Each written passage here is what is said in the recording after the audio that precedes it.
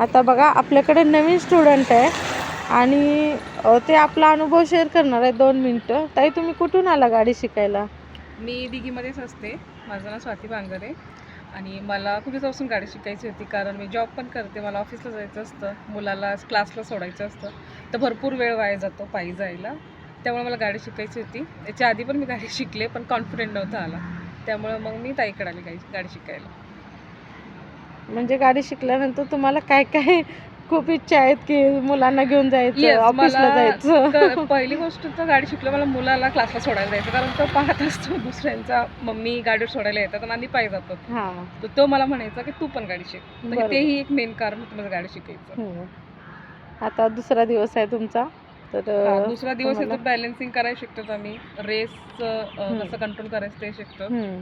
So चालू आहे अजून पूर्ण ट्रेनिंग झालं, परत भेटूया. हो, ओके. Thank you.